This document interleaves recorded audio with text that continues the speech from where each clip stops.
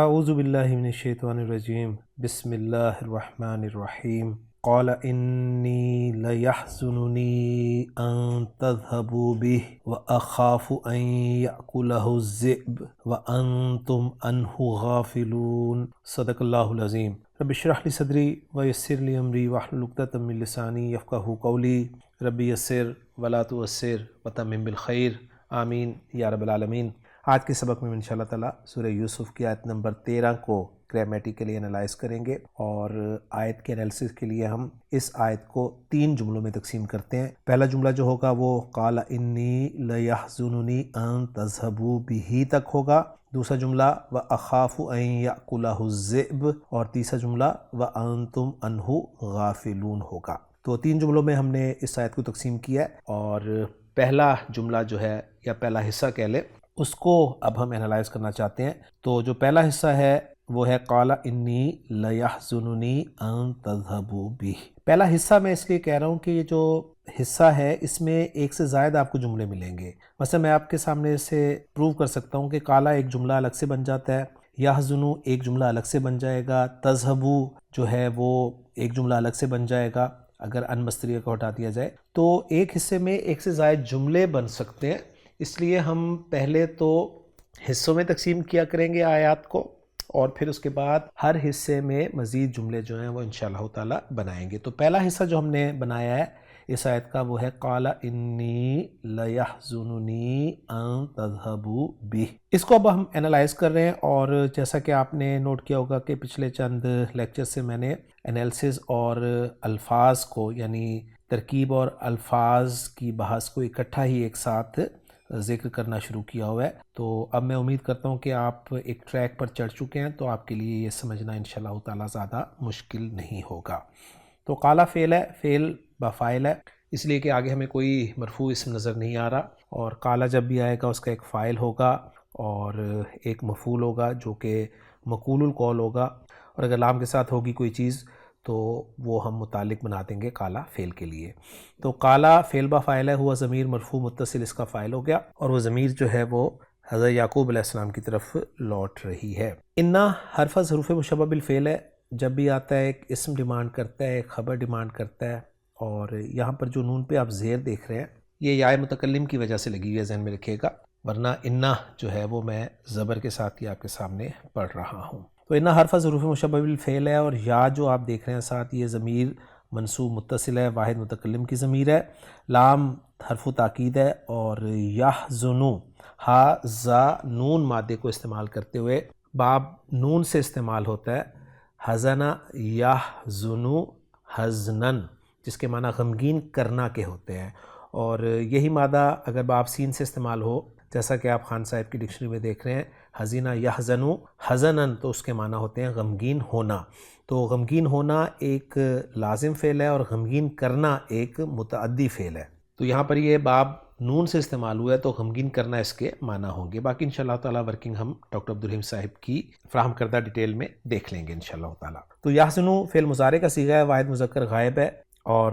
اس صیغے کا فاعل آگے آ سکتا ہے۔ ہمیں اگرچہ کوئی مرفوع اسم نظر تو نہیں آ رہا، لیکن آگے ہمیں ایک مصدر مؤول نظر آ رہا ہے، اور مصدر مؤول آپ کو پتہ ہے کہ اس کا اعراب محلاً استعمال ہوتا ہے، لہٰذا وہ فاعل بن سکتا ہے۔ تو دیکھتے ہیں، بہرحال نون جو لگا ہوا ہے یحزنو کے ساتھ یہ نون وقایہ ہے، اور نون وقایہ ہم جانتے ہیں کہ یہ فعل کے ساتھ جب ضمیر استعمال ہوتی ہے یا متکلم کی تو اس وقت یہ استعمال ہوتا ہے، اور اصل میں یہ جو فعل ہوتا ہے اس کی آخری حرف کی حرکت جو ہے اس کو بچانے کے لیے لایا جاتا ہے۔ تو نون حرف ہے وقایہ، اور یا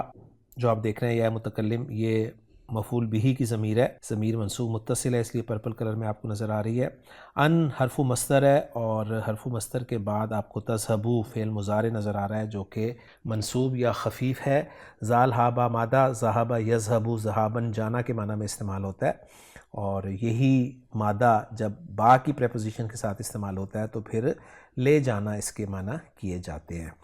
تو بہرحال تذهبوا جمع مذکر غائب کا صیغہ ہے، واو ضمیر مرفوع متصل اس کا فاعل ہے، آگے با حرف جر ہے جس کے ساتھ ضمیر لگی ہوئی ہے واحد مذکر غائب کی ضمیر مجرور متصل۔ تو پہلے حصے کے الفاظ کو ہم نے سمجھ لیا ہے، دیکھ لیا ہے، اور اب ہم چلتے ہیں دوسرے حصے کے الفاظ کی طرف۔ دوسرے حصے کے الفاظ ہیں واو حرف ہے اور اخافو یہ فعل مضارع کا صیغہ ہے، خا واو فا مادہ، باب سمیع اسموں سے استعمال ہوتا ہے، خفیفہ یخوفو اور تبدیلی کے بعد خافہ یخافو، ڈرنا کے معنی میں یہ استعمال ہوتا ہے، اور یہ واحد متکلم کا صیغہ ہے، فعل مضارع میں پہلے ہی آپ کو بتا چکا ہوں۔ ان پھر مصدریہ ہے، حرف ہے، اور اس کے بعد یاکلا فعل مضارع جو ہے وہ منصوب یا خفیف نظر آ رہا ہے آپ کو۔ حمزہ کاف لام مادہ باب نون سے استعمال ہوتا ہے، اکلا یاکلو اکلن کھانا کے معنی میں، اور ہا کی ضمیر جو ساتھ لگی ہوئی ہے وہ ضمیر منصوب متصل ہے واحد مذکر غائب کی، اور الذئب جو ہے یہ اسم ہے اور بھیڑیے کے لیے یہ لفظ استعمال ہوتا ہے۔ تو الحمدللہ دوسرا حصہ جو تھا آیت کا وہ بھی ہم نے الفاظ کے اعتبار سے دیکھ لیا۔ اب تیسرے حصے کی طرف چلتے ہیں، اور وہ سمپل سا ایک جملہ ہے، وَأَنْتُمْ عَنْهُ غَافِلُونَ، جس میں واو حرف ہے، انتم ضمیر مرفوع منفصل ہے، جمع مذکر حاضر کی ضمیر ہے، اور اس کے بعد ان جو ہے وہ حرف جر ہے جس کے ساتھ ضمیر واحد مذکر غائب کی لگی ہوئی ہے، اور یہ ضمیر مجرور متصل ہے، اور غافلون آپ کو جمع سالم مذکر ایک اسم نظر آ رہا ہے، غین فا لام مادے سے، غافل صیغہ صفت اسم الفاعل اس کی جمع یہ استعمال ہوئی ہے، اور غفلہ یغفلو باب نون سے استعمال ہوتا ہے، غفلن اس کا مصدر ہوتا ہے جس کے معنی ہوتے ہیں غافل ہونا۔ اس سے پھر صیغہ جو اسم الفاعل بنے گا وہ غافل ہوگا، اور غافل کی جمع پھر غافلون استعمال ہوگی۔ تو الحمدللہ ہم نے اب آیت کے جو 3 حصے کیے تھے ان کے تمام الفاظ کو دیکھ لیا ہے۔ اب ہم چلتے ہیں ڈاکٹر عبدالرحیم صاحب کی ورکنگ کی طرف۔ ڈاکٹر عبدالرحیم صاحب جو ہیں آیت نمبر 13 کی شرح المفردات میں بتا رہے ہیں کہ حزنہ یحزنو، حزنن یا حزنن، 2 مصدر انہوں نے ذکر کیے ہیں، ایک حزنن اور ایک حزنن، یعنی زا کی زبر کے ساتھ ہے حزنن، اور باب سین سے پتہ چل رہا ہے آپ کو، آگے انہوں نے لکھ بھی دیا ہے کہ مم باب سمیہ، سمیہ باب سے ہے، اور یہ ضد سرہ ہے، یعنی خوش ہونا کی ضد ہے، اس کا اپوزٹ ہے فہو حزین، اور اس سے جو اسم الفاعل یا صیغہ صفت بنے گا بلکہ وہ حزین بنے گا یعنی غمگین۔ وفی تنزیلی، اور قرآن مجید سے آیت کا ریفرنس دیا ہے کہ اذ یقول لصاحبہ لا تحزن ان اللہ معنا، تو لا تحزن غمگین مت ہو، یہ ترجمہ ہوگا اس کا، اور سورہ توبہ کی آیت نمبر 40 کا ریفرنس دیا ہے ڈاکٹر عبدالرحیم صاحب نے۔ مزید بتا رہے ہیں وَحَزَنَ يَحْزُنُ مِن بَابِ نَصَرَ، اور باب نون سے جب حازہ نون استعمال ہوگا جو حزن یحزن بنے گا، اس کے معنی ہوں گے جعلہ یحزن، یعنی اس نے اس کو غمگین کر دیا، اور یہ میں بات آپ کو واضح کر چکا ہوں اردو الفاظ میں کہ حزنہ یحزن باب سمیہ سے استعمال ہوتا ہے تو معنی ہوتے ہیں غمگین ہونا، اور حزن یحزن جو باب نون سے استعمال ہوتا ہے اس کے وقت معنی ہوتے ہیں غمگین کرنا۔ تو ففی تنزیلی، اور قرآن مجید سے آیت کا ریفرنس دے رہے ہیں کہ ومن کفر فلا یحزنک کفرہ، تو آپ کو اس کا کفر غمگین نہ کر دے۔ سورہ لقمان کی آیت نمبر 23 کا ریفرنس دیا ہے اس حوالے سے، اور مزید بتا رہے ہیں کہ حزنہ یحزن لازم، یعنی سین سے اگر استعمال ہو رہا ہے تو یہ فعل لازم ہے، اور وحزن یحزن متعدن، اور اگر باب نون سے استعمال ہوگا تو یہ متعدی ہوگا، اور یہی بات میں آپ کو اردو میں سمجھا چکا ہوں الحمدللہ۔ اس کے بعد ڈاکٹر عبدالرحیم صاحب مزید بتا رہے ہیں ذہبہ فی الارضی کے معنی، کہ ذہبہ فی الارضی یذہبو اس کا مضارع ہو گیا ذہبہ کا، اور ذہابن اس کا مصدر ہے، اور ذہوبن بھی اس کا مصدر ہے۔ اردو میں تو اس کے معنی جانا کے ہوتے ہیں، عربی میں اس کے معنی انہوں نے لکھے ہیں مضا یعنی گزر جانا، اور اہم پوائنٹ دے رہے ہیں کہ وَيُعَدَّ بِالْحَرْفِ وَبِالْحَمْزِ، یعنی اس کو متعدی بنایا جاتا ہے ذہبہ یذہبو فعل کو، کس طرح؟ حرف کے ذریعے یا حمزہ کے ذریعے، یعنی یا تو کوئی حرف جر لگایا جائے گا کسی فعل کو، لازم فعل کو متعدی بنانے کے لیے، یعنی یہاں ذہبہ کی بات ہو رہی ہے تو ہم ذہبہ کے حوالے سے بات کریں گے، یا پھر ذہبہ سے پہلے ہم حمزہ لگا دیں گے، یعنی اس کا باب تبدیل کر دیں گے، باب فعل میں سے لے جائیں گے اور اذہبہ کر دیں گے تو یہ متعدی بن جائے گا۔ اب اس کی ڈیٹیل دے رہے ہیں کہ اما بالحرف فکما فی ہذہ الآیہ، تو جہاں تک حرف کا تعلق ہے تو جیسا کہ اس آیت میں آیا ہے کہ ان تذہبوا بہ، کہ تم لے جاؤ اس کو، تو یہاں پر با حرف کے ذریعے متعدی بنایا گیا ہے اس کو ذہب یذہبوا کو، اور اس کے معنی آگے لکھے جا رہے ہیں کہ ای ان تاخذہ، یعنی تم اسے لے جاؤ۔ تقولوا آپ کہتے ہیں ذہبت بالمریض الی المستشفی، ذہبت بالمریضی کا ترجمہ کریں گے میں مریض کو لے گیا، کہاں لے گیا؟ الی المستشفی، ہاسپٹل۔ پھر مزید بتا رہے ہیں کہ اما المعدہ بالحمز فاذهب، اور جیسا کہ میں نے آپ کو بتایا کہ حمزہ کے ذریعے اگر متعدی بنایا جائے گا تو پھر کیا ہوگا؟ باب فعل میں لے جایا جائے گا. اور آیت کا ریفرنس دے رہے ہیں سورہ فاطر کی کہ وَقَالُوا الْحَمْدُ لِلَّهِ الَّذِي أَذْهَبَ عَنَّا الْحَزَنَ. تو اذهبا لے گیا ترجمہ کریں گے ہم یہاں پر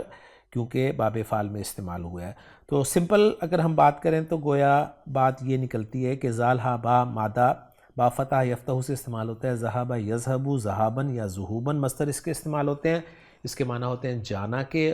اور اگر اس کے ساتھ با کی پریپوزیشن استعمال ہو تو پھر معنی ہو جاتے ہیں لے جانا. اور زال ہا با مادہ اگر باب فعل میں استعمال ہو، اذہب یذہب اذہابن بن جائے تو بھی اس وقت اس کے معنی ہوتے ہیں لے جانا. امید ہے بات کلیئر ہو چکی ہوگی. مزید ڈاکٹر عبدالرحیم صاحب بتا رہے ہیں خافہ یا خافو کے حوالے سے کہ خافہ یا خافو خوفن اس کا مصدر ایک ہے،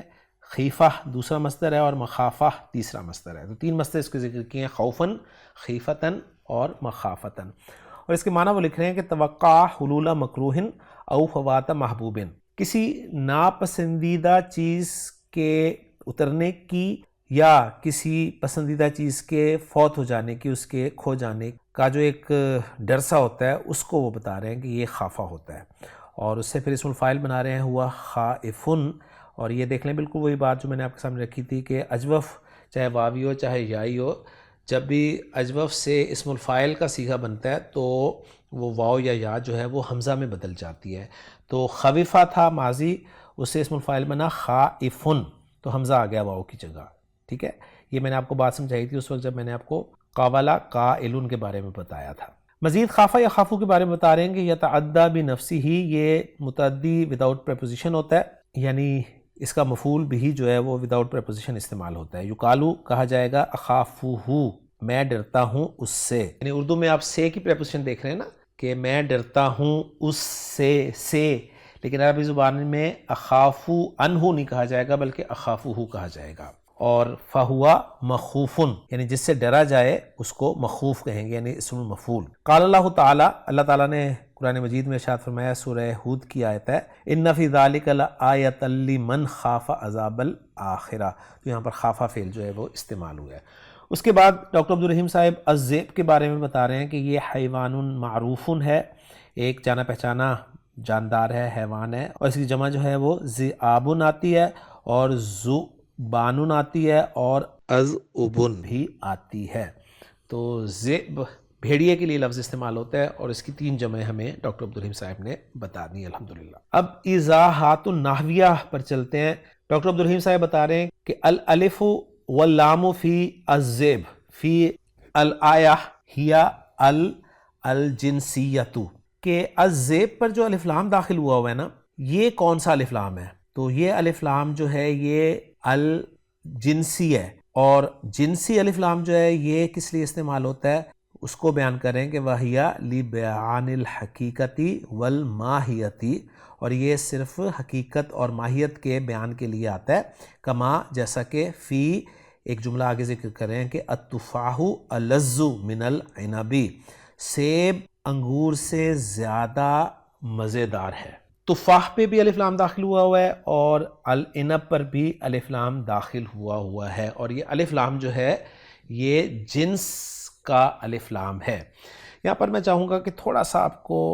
ذہن میں تازہ کر دوں کہ الف لام کی جو موٹی موٹی قسمیں ہم نے پڑھی ہوئی ہیں. اگر میں گرامر والوں کی ڈیٹیل کی بات کروں تو ڈیٹیل کچھ اس طرح ہوگی کہ وہ الف لام کو دو قسموں میں تقسیم کرتے ہیں. ایک کو وہ کہتے ہیں الف لام اسمی، اور دوسرے کو کہتے ہیں وہ الف لام حرفی. الف لام اسمی کہتے ہیں وہ الف لام جو الذی کے معنی میں ہو، یعنی الف لام اسمی وہ الف لام ہوگا جو الذی کے معنی میں ہو، جیسے الضارب. اب ضارب اسم الفاعل کا صیغہ ہے اور اس پہ الف لام جو داخل ہوا ہے یہ الف لام اسمی ہے اور الذی کے معنی میں ہے، اور الضارب کے معنی کیے جائیں گے الذی ضرب، یعنی وہ جس نے مارا. اور اسی طرح المضروب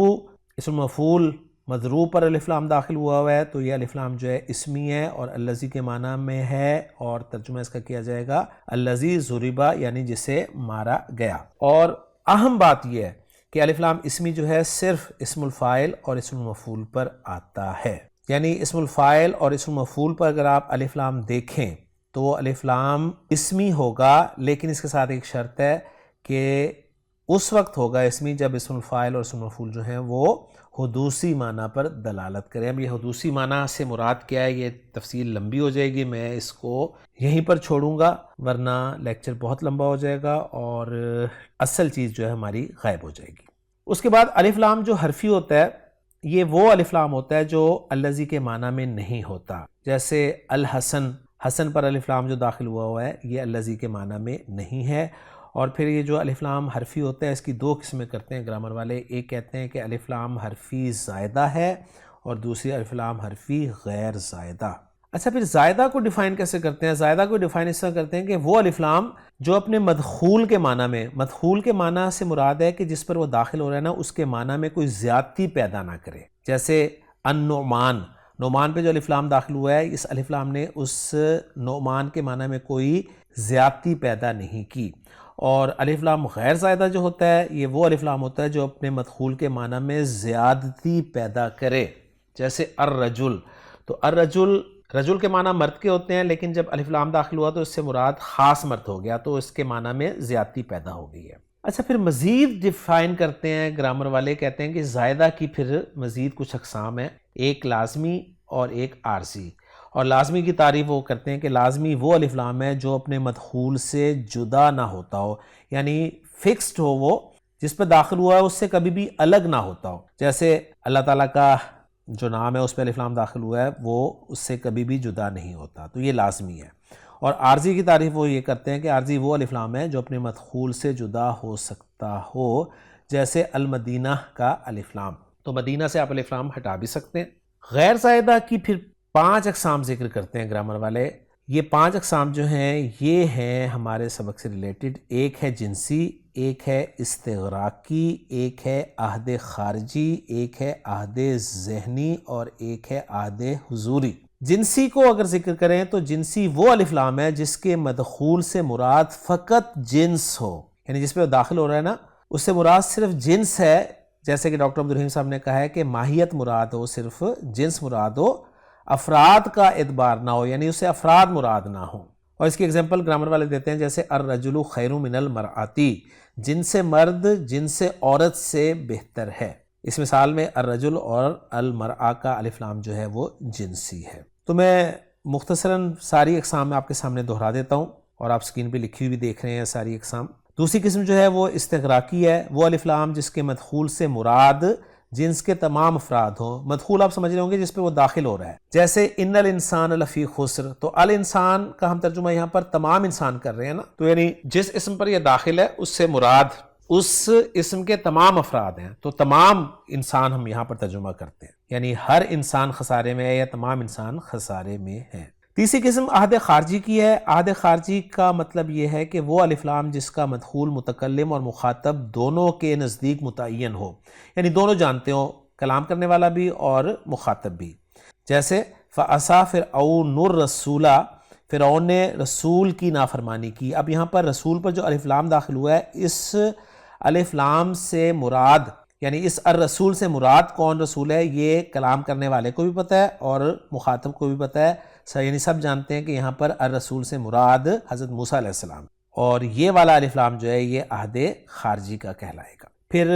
ایک الف لام عہد ذہنی کا کہلاتا ہے. یہ وہ الف لام ہوتا ہے جس کے مدخول سے مراد کوئی غیر معین فرد ہو، غیر معین فرد. جیسے اخاف ان یاکلہ الذئب. اب یہاں پر یہ ایگزامپل لے کے آئے ہیں عہد ذہنی کی، ذہن میں رکھیے گا، کیونکہ ہم جب ترجمہ کر رہے ہیں نا تو اس آیت کا ترجمہ کر رہے ہیں کہ میں خوف کرتا ہوں کہ اسے کوئی بھیڑیا نہ کھا جائے. اب کوئی بھیڑیا اگر ترجمہ کیا جا رہا ہے تو یہاں پر زیب پر پھر الف لام کیوں داخل کیا گیا؟ تو گویا اس کو انہوں نے کہا ہے کہ یہ عہد ذہنی کا الف لام ہے، یعنی بھیڑیے کو ذہن میں لاتے ہوئے ان میں سے کسی خاص کو ذکر نہیں کیا گیا بلکہ کوئی بھی اس کا غیر معین فرد جو ہے وہ ذہن میں لے آیا گیا. یعنی اس ذریعے سے گرامر والے کہتے ہیں کہ اسم جو ہے وہ معرفہ نہیں بنتا بلکہ نکرہ ہی رہتا ہے، یعنی اس الف لام سے اسم جو ہے وہ معرفہ نہیں بنتا بلکہ نکرہ رہتا ہے. یہ ذہن میں رکھیے گا. اور پھر قرآن مجید میں جہاں بھی الف لام آتا ہے اس کے حوالے سے پھر آپ کو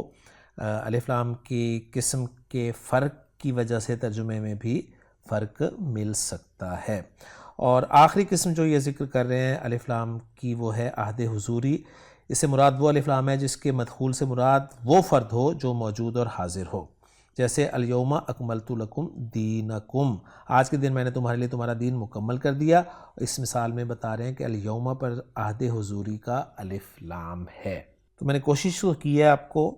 یہ بات سمجھانے کی اپنے آسان الفاظ میں، امید کرتا ہوں کہ بات سمجھ میں آ گئی ہوگی آپ کو۔ بہرحال ڈاکٹر عبدالرحیم صاحب جو ہیں یہاں پر وہ الزیب پر جو الف لام داخل کیا ہے اس کو وہ جنسی الف لام کہہ رہے ہیں۔ اس کے بعد انی لیحزننی میں جو لام داخل ہوا ہے اس کو وہ لام مزالقہ بتا رہے ہیں، اور ان تذہبوا بہ جو ہے اس کو وہ مصدر مؤول بتا رہے ہیں، اور مصدر مؤول بنا کر وہ فی محل رفع فاعل بتا رہے ہیں، یعنی اس کو بتا رہے ہیں کہ اس کا اعراب جو ہے یہاں پر محلاً مرفوع ہوگا، کہاں پر؟ اس آیت میں۔ اور پھر اس کے حوالے سے بتا رہے ہیں کہ اصل جملہ یوں ہوگا کہ یحزننی ذہابکم بہ، یعنی مجھے تمہارا اس کو لے جانا غمزدہ یا غمگین کرتا ہے۔ الیکا امثلۃ اخری علی غرارہ، غرار عربی زبان میں کہتے ہیں نمونے کو، تو مثالیں دے رہے ہیں کہ مصدر مؤول کی ایگزامپلز جو ہیں وہ بطور فاعل کے اور بھی آ سکتی ہیں، جیسے کہ اسی نمونے پر اسی پیٹرن پر آپ دیکھ سکتے ہیں نیچے ایگزامپل دے رہے ہیں کہ یحزننی ان اراک مریضن، اب یحزن فعل ہے اور نون وقایہ ہے اور یا متکلم جو ہے یہ مفعول بہ ہے، اور آگے جو ان اراک مریضن جو ہے نا یہ مصدر مؤول یہ فاعل بن رہا ہے یحزن فعل کے لیے، گویا یحزننی رؤیتی ایاک مریضن، تو یہ جو ان کے بعد فعل مضارع کو جوڑ کر جو مصدر مؤول بنایا جاتا ہے نا، وہ مصدر مؤول بھی بنا کر آپ کو دکھا رہے ہیں کہ وہ مصدر مؤول بن رہا ہے رؤیتی ایاک مریضن۔ اور اس کا طریقہ میں بہت دفعہ آپ کو سمجھا چکا ہوں کہ اس کا آسان طریقہ یہ ہوتا ہے مصدر مؤول بنانے کا فعل سے، کہ وہ جو فعل ہے اس فعل کا مصدر نکالیں آپ، میں جملہ فعلیہ کی بات کر رہا ہوں، اور اس مصدر کو اس کے فاعل کی طرح مضاف کر دیں۔ اب یہاں پر دیکھیں اراکا میں ارا جو ہے یہ فعل با فاعل ہے، صحیح ہے، واحد متکلم کا صیغہ ہے یہ، تو اس کا مصدر نکالا آپ نے رویا، اور رویا مصدر کو اس کے فاعل انا کی طرف مضاف کر دیا تو وہ بن گیا جی رؤیتی۔ اب رؤیتی کے بعد ایا کا مفعول بہ لگا اور ساتھ مریضن دوسرا مفعول بہ لگ گیا، تو یہ مصدر مؤول بن گیا۔ آگے بھی ایگزامپلز میں کروں گا تو انشاءاللہ تعالی بات آپ کو سمجھ میں آ جائے گی۔ اور دوسری ایگزامپل دیکھ لیجئے کہ ابھی یحزنہ ان اتکاسل، اب یہاں پر ذرا تھوڑا سا غور کریں، میں آپ کو اچھی طرح بات کو سمجھا دیتا ہوں۔ ابھی یہاں پر مبتدا ہے جو کہ مضاف مضاف الیہ کا مجموع ہے، اور خبر آ رہی ہے یحزنہ ان اتکاسل، تو یحزن فعل ہے، ہا ضمیر جو ساتھ لگی ہوئی ہے مفعول بہ کی ضمیر ہے، اور ان اتکاسل یہ مصدر مؤول بن رہا ہے آپ کا۔ تکاسل یتکاسلو، کاف سین لام مادہ باب تفاعل میں استعمال ہوتا ہے تو اس کے معنی ہوتے ہیں سستی کرنا یا سست بننا۔ تو لفظی ترجمہ اگر میں اس کا کرنا چاہوں تو کچھ یوں بنے گا کہ میرے والد یحزنہ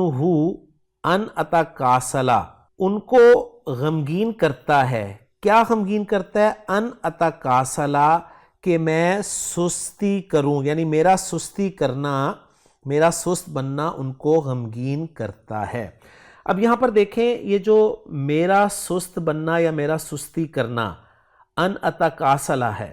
اس کو میں مصدر کے طور پر استعمال کیسے کروں گا؟ یہاں پر دیکھیے اتکاسل جو ہے یہ واحد متکلم کا صیغہ ہے، فعل مضارع ہے، ٹھیک ہو گیا، تو تکاسل یتکاسلو، تکاسل، تکاسل اس کا مصدر بنا، آپ نے اس کا مصدر نکالا تکاسل، اور تکاسل مصدر کو اس کے فاعل کی طرف مضاف کر دیا۔ اب اس کا فاعل کون تھا؟ انا، تو جب اس کی طرف مضاف کریں گے تو انا جب مضاف الیہ بنے گا تو یا متکلم کے طور پہ استعمال ہوگا نا، تو وہ دیکھیں بن گیا تکاسلی، تکاسلی، اور تکاسل مرفوع میں کیوں استعمال کر رہا ہوں؟ اس لیے کہ میں اسے فاعل کے طور پر لا رہا ہوں، تو ان اتکاسلا سے مصدر مؤول بن جائے گا تکاسلی، یعنی ابی یحزنہ تکاسلی، میرے والد انہیں میرا سست بننا غمگین کرتا ہے۔ ایک ایگزامپل اور لے لیں تو امید ہے بات 100% کلیئر ہو جائے گی۔ امی یحزنھا، یہاں پر امی مبتدا ہے مضاف مضاف الیہ ہو کر، اور خبر آ رہی ہے اس کی یحزنھا ان اسافر الی ھذا البلد النائی۔ اب یہ خبر جو ہے اس میں یحزن فعل ہے، ہا ضمیر منصوب متصل مفعول بھی ہے، اور ان اسافرا الی ھذا البلد النائی جو ہے یہ مصدر معول فاعل بن رہا ہے یحزن فعل کے لیے۔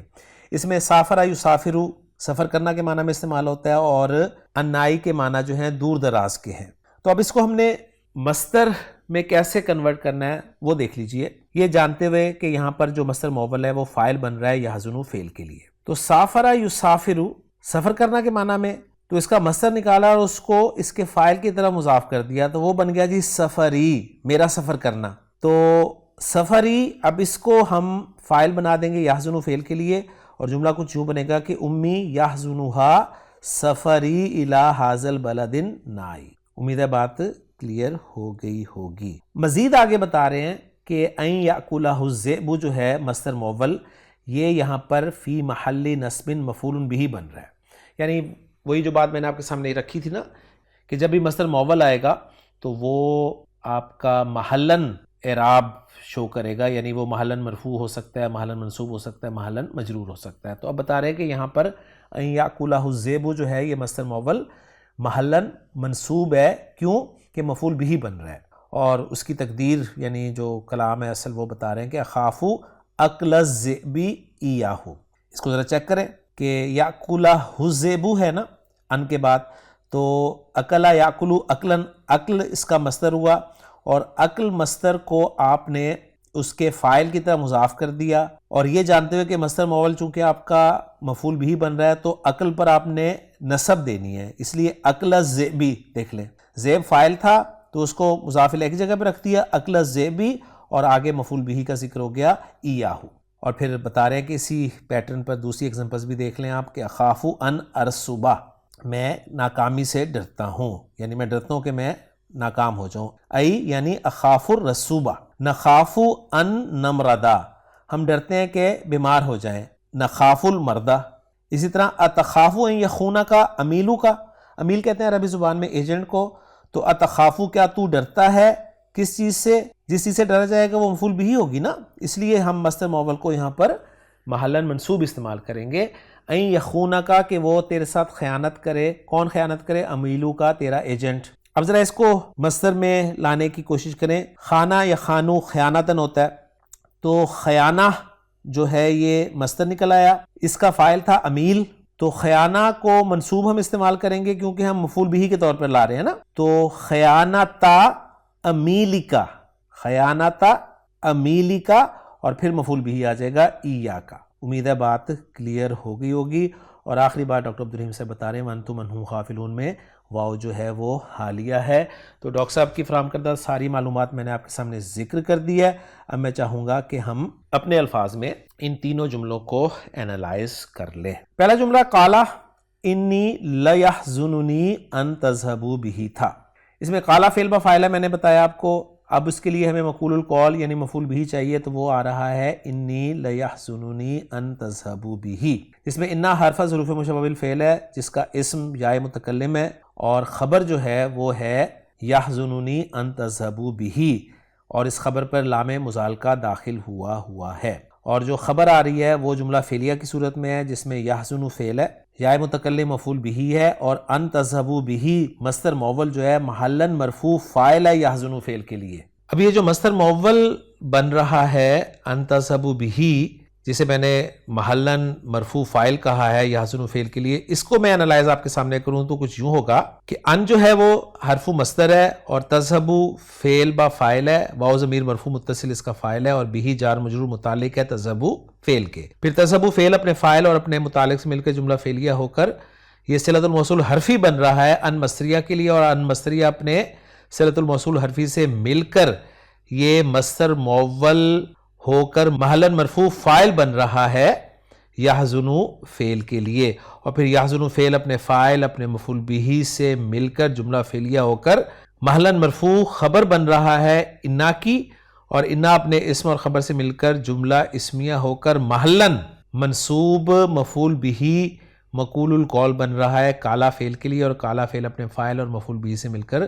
جملہ فعلیہ بن رہا ہے۔ تو اس طریقے سے اس کا انالیسز ہوگا۔ میں امید کرتا ہوں کہ بات آپ کو سمجھ میں آ گئی ہوگی۔ اس کے بعد اگلے جملے کی طرف جائیں تو وہ ہے وَأَخَافُ أَن يَأْكُلَهُ الذِّئْبُ، واو کو ہم عاطفہ قرار دے دیں گے، اخافو فعل با فاعل ہے، انا ضمیر مرفوع متصل اس کا فاعل ہو جائے گا، اور یہ فعل مضارع کے ان صیغوں میں سے جن کا فاعل ہمیشہ اندر ہوتا ہے، اور وہ 3 صیغے ہیں ٹوٹل، واحد مذکر حاضر کا، واحد متکلم کا، اور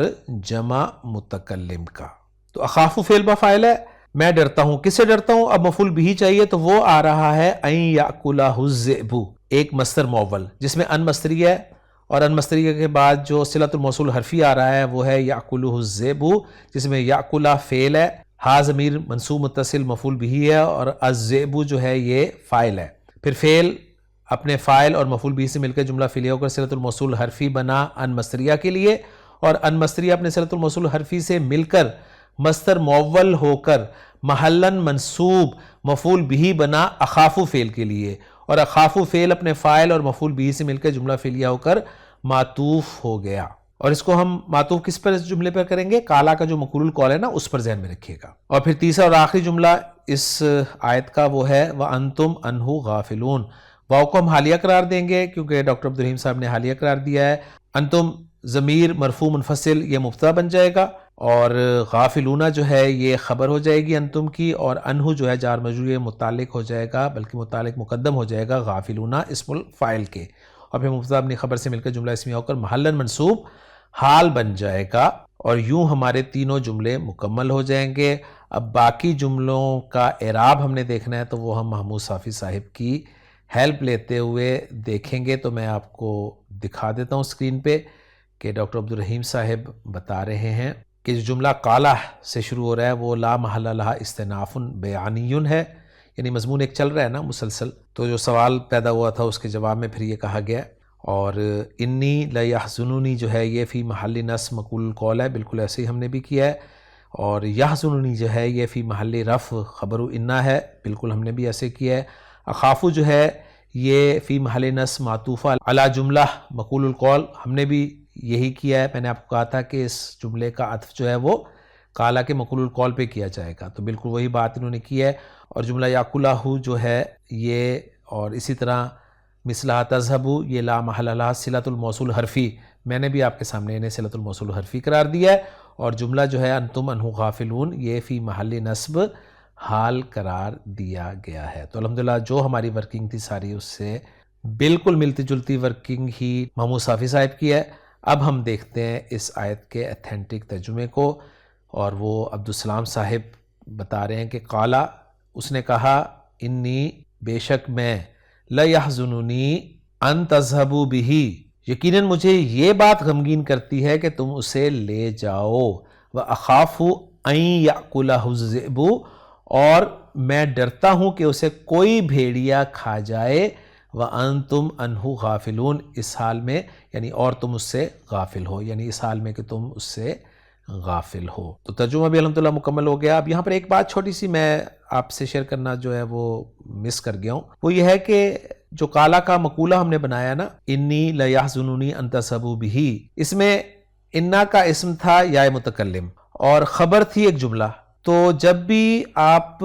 جملے کو کسی مفرد کے ساتھ جوڑتے ہیں نا تو پھر اس جملے میں ایک آیت کا ہونا بہت ضروری ہوتا ہے، اور وہ آیت جو ہے وہ عام طور پر ضمیر ہوتی ہے جو جس کے ساتھ جوڑ رہے ہیں اس کے مطابق ہونی چاہیے۔ تو یہاں پر انا کے اسم یا متکلم کے ساتھ آپ جملے کو جوڑ رہے ہیں، تو یحزننی ان تذہبوا بہ میں یہ جو یا کی ضمیر ہے نا، یحزننی میں یا کی ضمیر یہ آیت کا کام دے رہی ہے، ذہن میں رکھیے گا۔ تو یہ بہت اہم پوائنٹ ہے جو آپ کے علم میں ہونا چاہیے، ورنہ اس کے بغیر جملہ جو ہے وہ نہیں جڑے گا۔ میں امید کرتا ہوں کہ آج کا لیکچر آپ کو سمجھ میں آ گیا ہوگا۔ انشاءاللہ تعالیٰ اگلے لیکچر میں سورہ یوسف کی اگلی آیت کے ساتھ آپ سے ملاقات ہوگی۔ سبحانک اللہم و بحمدک، اشہد ان لا الہ الا انت، استغفرک و اتوب الیک۔